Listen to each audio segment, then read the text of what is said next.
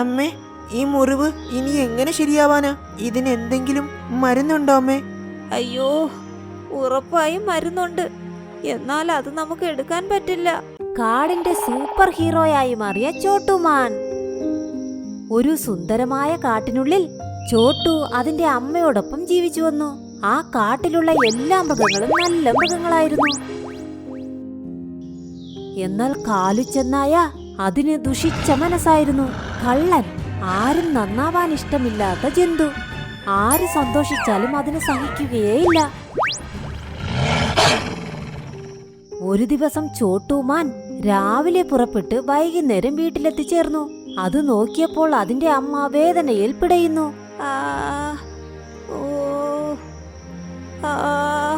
അയ്യോ ദൈവമേ! അയ്യോ അമ്മേ, എന്തു പറ്റി? അമ്മയ്ക്ക് എങ്ങനെയാ പരിക്കേറ്റതമ്മേ? ചോട്ടുമോനെ, ഇന്ന് രാവിലെ ഞാൻ ഭക്ഷണം അന്വേഷിച്ച് കാട്ടിലേക്ക് പോയി. ഷേർഖാന്റെ ശബ്ദം കേട്ട ഉടനെ പേടിച്ച് ഞാൻ പോയി ഒളിച്ചിരുന്നു. അത് ഒരു വലിയ കുറ്റിക്കാടായിരുന്നു. എനിക്കവിടെ വഴി തെറ്റി. അവിടെ നിന്നും വെളിയിലേക്ക് രക്ഷപ്പെടാൻ നോക്കിയപ്പോൾ ഉണങ്ങിയ ഒരു കമ്പന്റെ കാലിൽ കുത്തി. എനിക്ക് നല്ല രീതിയിൽ പരിക്കേറ്റിട്ടുണ്ട് മോനെ. ഞാൻ എങ്ങനെയോ കഷ്ടപ്പെട്ട് വീട്ടിലേക്ക് എത്തിച്ചേർന്നു. എന്നാൽ ഈ വേദന ഒട്ടും സഹിക്കാൻ വയ്യ. ഇത് കേട്ട് ചോട്ടുമാൻ ഒരുപാട് വിഷമിച്ചു. അമ്മേ, ഈ മുറിവ് ഇനി എങ്ങനെ ശരിയാവാനാ? ഇതിന് എന്തെങ്കിലും മരുന്നുണ്ടോ അമ്മേ? അയ്യോ, ഉറപ്പായും മരുന്നുണ്ട്. എന്നാൽ അത് നമുക്ക് എടുക്കാൻ പറ്റില്ല. അമ്മ എന്തിനാ ഇങ്ങനെയൊക്കെ പറയുന്നത്? കറുപ്പുമലയിൽ വളരുന്ന ആ നീലിപ്പൂക്കൾ കൊണ്ട് ഇതുപോലെയുള്ള വേദന എല്ലാം ശരിയാക്കാൻ പറ്റൂ. എന്നാൽ അവിടേക്ക് ആര് പോകാനാ? അവിടേക്ക് പോകാൻ ദൂരവും കഷ്ടപ്പാടും ഉണ്ട്. പക്ഷികൾക്കേ പറ്റൂ, അവറ്റകൾക്കും പാടാണ്. നമുക്ക് വേണ്ടി അവിടം വരെ ആര് പോകാനാ? എന്നാൽ അമ്മ ഇങ്ങനെ വേദനയിൽ പിടിയുന്നത് എനിക്ക് നോക്കി നിൽക്കാൻ പറ്റുന്നില്ല. ഞാൻ ഏതെങ്കിലും പക്ഷിയോട് പോയി സംസാരിക്കാം. ചിലപ്പോൾ ആരെങ്കിലും പോകാമെന്ന് സമ്മതിച്ചാലോ? വേണ്ട മോനെ, ദയവ് ചെയ്ത് നീ പോവല്ലേ. ചോട്ടുമാൻ അവന്റെ അമ്മ പറഞ്ഞത് കേൾക്കാതെ അവിടെ നിന്നും അവൻ ഇറങ്ങിപ്പോയി.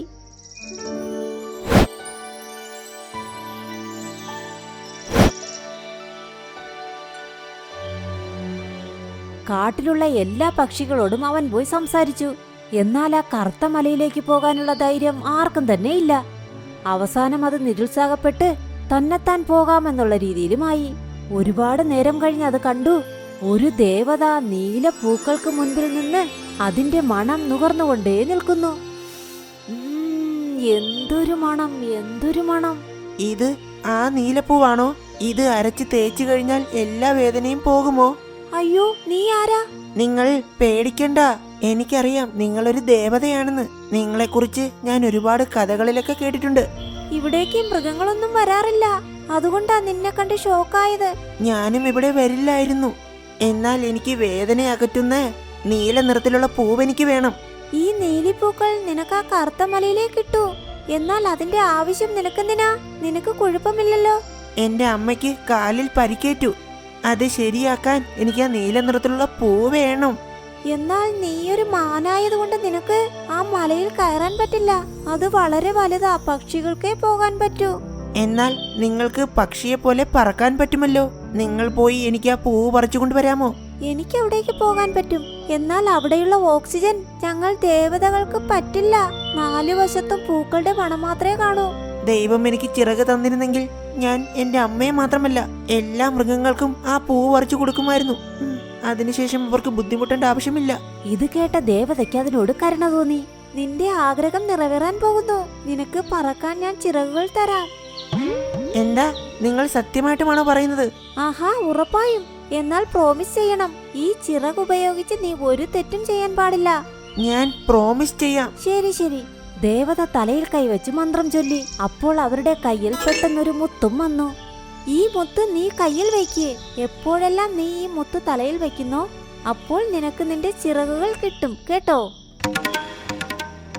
നിന്റെ തലയിൽ നിന്ന് ആ മുത്ത് പോകാത്തത് വരെ നീ അത് സ്വയം എടുക്കാൻ ശ്രമിക്കരുത്.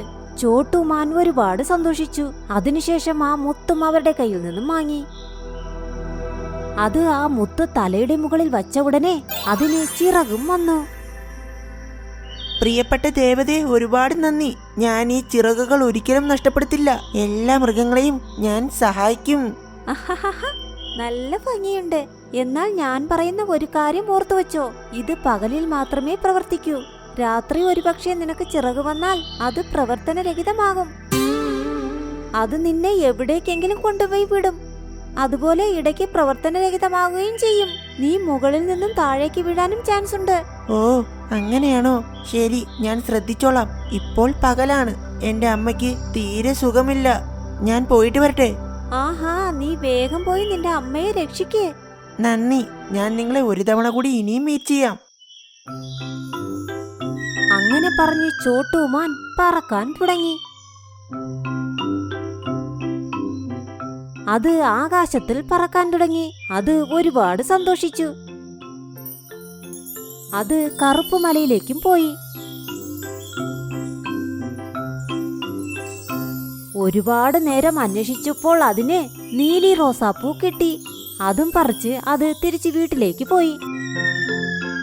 അത് ആകാശത്തിൽ പറക്കുന്നത് കണ്ട് എല്ലാ മൃഗങ്ങൾക്കും അത്ഭുതം തോന്നി. അത് കണ്ട മൃഗങ്ങളെല്ലാം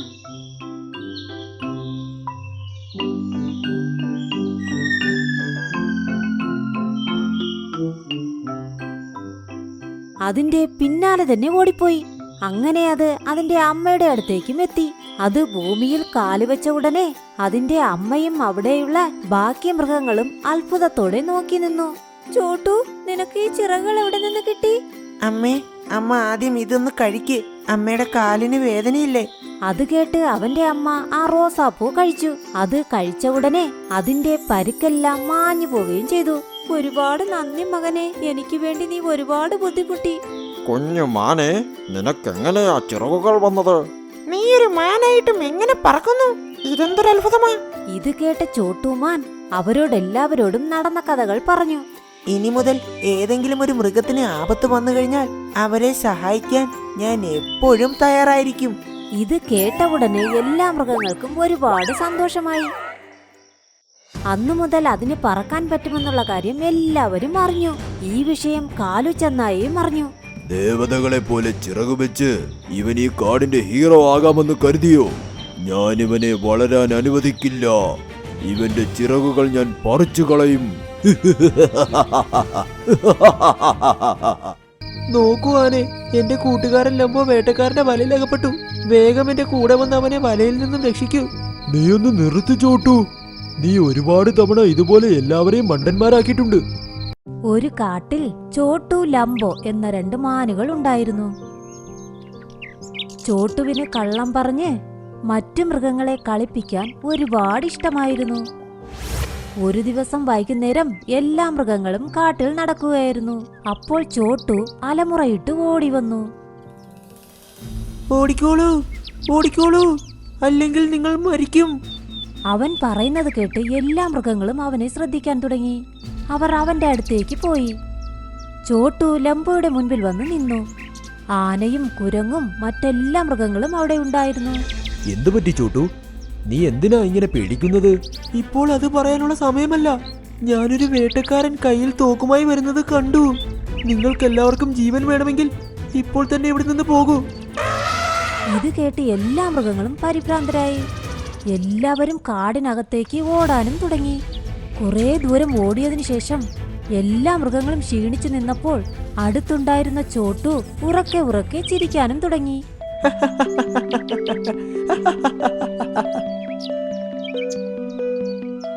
എന്തു പറ്റി ചോട്ടു? നീ എന്തിനാ ഇപ്പോൾ ഇങ്ങനെ ചിരിക്കുന്നത്? നിങ്ങളെല്ലാവരും വേട്ടക്കാരന്റെ പേര് കേട്ടതും എന്ത് ഓട്ടമായിരുന്നു.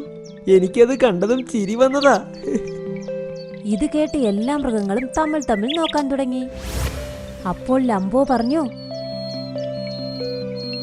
ഇതിലിത്ര ചിരിക്കാനെന്തിരിക്കുന്നു? വേട്ടക്കാരൻ എന്ന് കേട്ടാൽ എല്ലാ മൃഗങ്ങളും പേടിക്കും. അയാൾ ചിന്തിച്ചാൽ നമ്മളെ ആരെ വേണമെങ്കിലും കൊല്ലാൻ സാധിക്കും. എന്താ, നീ അയാളെ കണ്ട് പേടിച്ചോടിയതല്ലേ?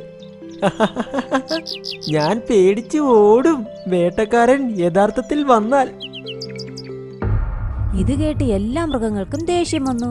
അപ്പോൾ ലംബോ പറഞ്ഞു, നീ എന്തായി പറയുന്നത്? നീയല്ലേ പറഞ്ഞത് വേട്ടക്കാരൻ വരുന്നെന്ന്? എല്ലാവരും ജീവനും കൊണ്ട് ഓടാൻ. ഞാനത് ഒരു തമാശയ്ക്ക് വേണ്ടി പറഞ്ഞതാ. ഞാനിത് പറഞ്ഞിട്ട് നോക്കുമായിരുന്നു നിങ്ങൾ എല്ലാവരും എങ്ങനെയാ പേടിച്ചോടുന്നതെന്ന്. ഇങ്ങനെ പറഞ്ഞ് ചോട്ടു ഉറക്കെ ചിരിക്കാൻ തുടങ്ങി. അപ്പോൾ ബാക്കിയുള്ള മൃഗങ്ങൾക്ക് അവന്റെ പെരുമാറ്റം ഇഷ്ടപ്പെട്ടതേയില്ല. കുറച്ചുനാൾ കഴിഞ്ഞ ഒരു രാത്രിയിൽ എല്ലാ മൃഗങ്ങളും തങ്ങളുടെ ജോലി ചെയ്തുകൊണ്ടിരുന്നപ്പോൾ അവിടെ ചോട്ടു അലമുറയിട്ടുകൊണ്ട് വന്നു. ഓടിക്കോളൂ, ഓടിക്കോളൂ, ഓടിക്കോളൂ, വേട്ടക്കാരൻ കയ്യിൽ തോക്കുമായി നമ്മുടെ നേരെ വരുന്നു. അവൻ പറയുന്നത് കേട്ടതും എല്ലാ മൃഗങ്ങളും അവൻ ഇത്തവണ സത്യം പറയുന്നെന്ന് കരുതി. അതുകൊണ്ട് എല്ലാ മൃഗങ്ങളും കൂട്ടത്തോടെ അവരുടെ ജീവൻ രക്ഷിക്കാനായി അവിടെ നിന്നും ഓടാൻ തുടങ്ങി.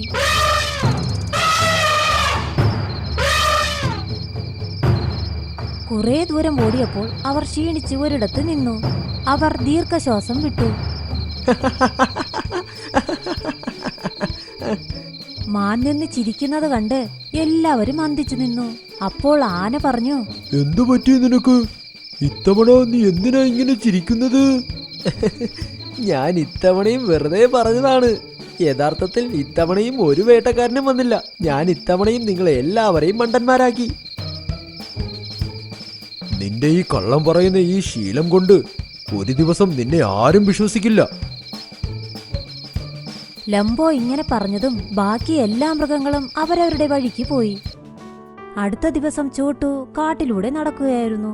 പെട്ടെന്ന് അവൻ കണ്ടു അവിടെ ഒരു വേട്ടക്കാരൻ തോളിലൊരു വലയുമായി നടന്നു വരുന്നത്. ചോട്ടു വളരെ വേഗത്തിൽ ഓടി കാട്ടിലുള്ള മൃഗങ്ങളുടെ അടുത്തേക്ക് വന്നു. ഓടിക്കോളൂ, ഓടിക്കോളൂ, കാട്ടിനുള്ളിൽ വേട്ടക്കാരൻ വരുന്നു. നിങ്ങളുടെ ജീവൻ വേണമെങ്കിൽ ഓടിക്കോളൂ. ഇത് കേട്ട് ആർക്കും അവന്റെ വാക്കുകൾ വിശ്വാസം വന്നില്ല. ആന പറഞ്ഞു, നീ ഇങ്ങനെ പറഞ്ഞ് ഞങ്ങളെ ഒരുപാട് തവണ മണ്ടന്മാരാക്കിയിട്ടുണ്ട്. ഇത്തവണ നിന്റെ വേലയൊന്നും നടക്കില്ല. എന്നാൽ ഇത്തവണ ഞാൻ കള്ളം പറയുന്നതല്ല. അയാളുടെ കയ്യിൽ വലയുണ്ട്. ഇത് കേട്ട് എല്ലാവരും അവൻ കള്ളം പറയുകയാണെന്ന് കരുതി അവിടെ നിന്നും പോയി. ലംബോ അടുത്തേക്ക് പോയി. എന്നിട്ട് പറഞ്ഞു, വാ, കുറച്ചു നേരം നടക്കാം. നിനക്കിന്ന് നല്ല വിഷമം കാണും. നീ പറയുന്നത് കേട്ട് ആരും അവിടെയും ഇവിടെയും ഓടിയില്ലല്ലോ. ഇങ്ങനെ പറഞ്ഞ് ലംബോ ചിരിച്ചു. അത് കഴിഞ്ഞ് അവർ കാട്ടിനുള്ളിൽ നടക്കാൻ തുടങ്ങി. കുറച്ചു നേരം കഴിഞ്ഞ് അവർ ഒരു സ്ഥലത്തെത്തിയപ്പോൾ അവിടെ നിലാവിന്റെ വെളിച്ചമില്ലാത്തതുകൊണ്ട് നല്ല ഇരുട്ടായിരുന്നു. അവിടെ വേട്ടക്കാരൻ തന്റെ വല ഇട്ടിട്ടുണ്ടായിരുന്നു. അബദ്ധത്തിൽ ലംബോയുടെ കാലതിലകപ്പെട്ടു. അപ്പോൾ അവൻ രക്ഷപ്പെടാൻ ഒരുപാട് ശ്രമിച്ചു. ലംബോ അകപ്പെട്ടത് ചോട്ടു കണ്ടു. അവൻ ലംബോയെ രക്ഷപ്പെടുത്താൻ ശ്രമിച്ചു. എന്നാൽ ലംബോ ആ വലയിൽ നന്നായി അകപ്പെട്ടിരുന്നു. അവൻ എങ്ങനെയൊക്കെ ശ്രമിച്ചിട്ടും ഒന്നും ചെയ്യാൻ കഴിഞ്ഞില്ല. ചോട്ടു, ഈ വലയിൽ നിന്നും എന്നെ രക്ഷിക്കാൻ നിന്റെ കയ്യിൽ സമയമില്ല. വേഗം പോയി ഏതെങ്കിലും മൃഗങ്ങളെ വിളിച്ചോണ്ട് വാ, അല്ലെങ്കിൽ വേട്ടക്കാരൻ വന്ന് നിന്നെയും എന്റെ കൂടെ കൊണ്ടുപോകും. ഇത് കേട്ട് ചോട്ടു പേടിച്ചു. എന്നിട്ട് പറഞ്ഞു, നീ പേടിക്കണ്ടല്ലോ, ഞാൻ വേഗം ആരെങ്കിലും വിളിച്ചുകൊണ്ട് വരാം. ഇങ്ങനെ പറഞ്ഞ് ചോട്ടു അവിടെ നിന്നും പോയി. എന്നിട്ട് സഹായം ചോദിക്കാനായി അവിടെയും ഇവിടെയും ഓടി. കുറച്ചു ദൂരം പോയപ്പോൾ അവൻ ആനയെ കണ്ടു. നോക്കൂ ആനെ, എന്റെ കൂട്ടുകാരൻ ലംബോ വേട്ടക്കാരന്റെ വലയിൽ അകപ്പെട്ടു. വേഗം എന്റെ കൂടെ വന്ന് അവനെ വലയിൽ നിന്നും രക്ഷിക്കൂ. നീ ഒന്ന് നിർത്തി ചോട്ടു. നീ ഒരുപാട് തവണ ഇതുപോലെ എല്ലാവരെയും മണ്ടന്മാരാക്കിയിട്ടുണ്ട്. എന്നാൽ ഞാൻ ഇത്തവണ കള്ളമല്ല പറയുന്നത്. എന്നെ ഒന്ന് വിശ്വസിക്ക്. എനിക്ക് നിന്നെ വിശ്വാസമേ ഇല്ല. ഞാനിത്തവണ മണ്ടനാകാൻ പോകുന്നില്ല. ഇങ്ങനെ പറഞ്ഞ് ആന അവിടെ നിന്നും പോയി. ചോട്ടു വീണ്ടും മുൻപോട്ട് ഓടാൻ തുടങ്ങി. അവനൊരു മരത്തിൽ കുരങ്ങനിരിക്കുന്നത് കണ്ടു. കുരങ്ങൻ ചേട്ടാ, വേഗം എന്റെ കൂടെ വരൂ. ലംബോ വേട്ടക്കാരന്റെ വലയിലകപ്പെട്ടു. നമ്മൾ അവനെ പുറത്തെടുത്തില്ലെങ്കിൽ വേട്ടക്കാരൻ അവനെയും കൊണ്ട് പോകും. ആ ചോട്ടു, നീ കഴിഞ്ഞ 2 തവണ ഞങ്ങളെ കള്ളം പറഞ്ഞ് മണ്ടന്മാരാക്കി. ഇത്തവണ നിന്റെ വേലയൊന്നും നടക്കില്ല. ഞാൻ പറയുന്നതൊന്ന് വിശ്വസിക്കൂ. കുരങ്ങനും അവന്റെ വാക്കുകൾ കേട്ടില്ല. അവൻ മരങ്ങളിൽ ചാടിച്ചാടി അവിടെ നിന്നും പോയി. അപ്പോൾ ചോട്ടുവിന് അവൻ ചെയ്ത തെറ്റുകൾ മനസ്സിലായി. അവൻ തന്റെ തല താഴ്ത്തി തനിയെ ലംബോയുടെ അടുത്തേക്ക് നടക്കാൻ തുടങ്ങി. അവൻ വളരെ നിരാശയിലായിരുന്നു. അവൻ അവിടെ എത്തിയതും അവനെ ഒറ്റയ്ക്ക് കണ്ട് ലംബോ പേടിക്കാൻ തുടങ്ങി. എന്തായി ചോട്ടു? നീ എന്താ ആരെയും വിളിച്ചില്ലേ? ഞാൻ എല്ലാവരോടും സഹായം ചോദിച്ചു. എല്ലാവരും കരുതുന്നത് ഞാൻ കള്ളം പറയുകയാണെന്ന്. ഞാൻ കള്ളം പറഞ്ഞ് എല്ലാവരെയും കളിപ്പിക്കാതിരുന്നിരുന്നെങ്കിൽ അവരെന്നെ ഇന്ന് വിശ്വസിക്കുമായിരുന്നു. അപ്പോൾ പെട്ടെന്ന് ചോട്ടുവിന്റെ നോട്ടം മരം ചാടി നടക്കുന്ന കുരങ്ങന്റെ മേലെ പോയി.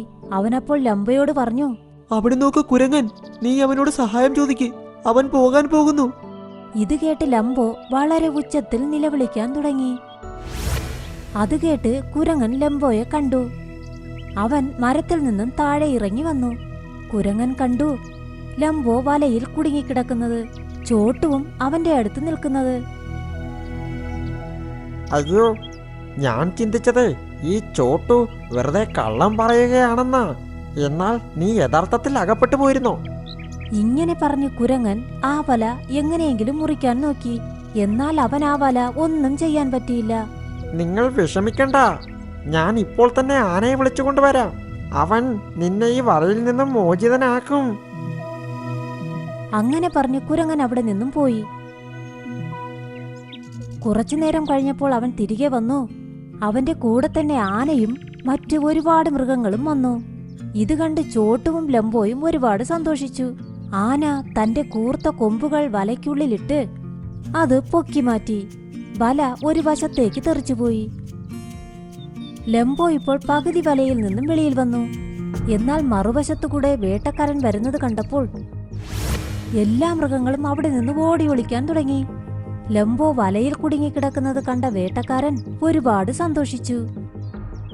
ചോട്ടു അപ്പോൾ ദൂരെ ഒരിടത്ത് പോയി നിന്നു.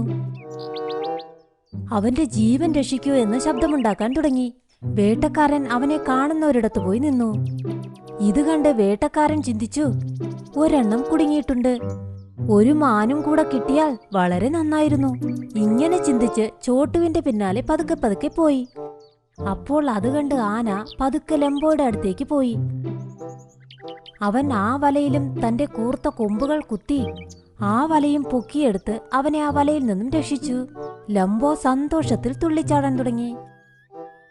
ചോട്ടു, വേട്ടക്കാരൻ നിന്റെ നേരെ വരുന്നുണ്ട്, നീ ഓടി രക്ഷപ്പെട്ടോ. ഇത് കേട്ടപ്പോൾ ചോട്ടുവിന് മനസ്സിലായി ലംബോ മോചിതനായെന്ന്. അവനപ്പോൾ കാടിന്റെ ഒരു വശത്തേക്ക് ഓടാൻ തുടങ്ങി. വലയിൽ കുടുങ്ങിയ മാനം ഓടുന്നത് വേട്ടക്കാരൻ കണ്ടു. അയാൾ ദേഷ്യത്തിൽ തന്റെ തലമുടി പിടിച്ച് വലിക്കാൻ തുടങ്ങി. ചോട്ടുവും വളരെ വേഗത്തിലോടി എല്ലാവരുടെ അടുത്തേക്കും പോയി.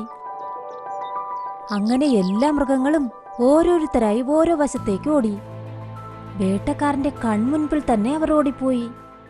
ഞാൻ വാക്ക് തരുന്നു, ഞാൻ ഇന്നു മുതൽ ആരെയും കള്ളം പറഞ്ഞ് മണ്ടന്മാരാക്കുകയേയില്ല. ഇത് കേട്ട് എല്ലാ മൃഗങ്ങളും സന്തോഷിച്ചു. ഇപ്പോൾ ചോട്ടുവിനും അവൻ ചെയ്ത തെറ്റെന്താണെന്ന് മനസ്സിലായി.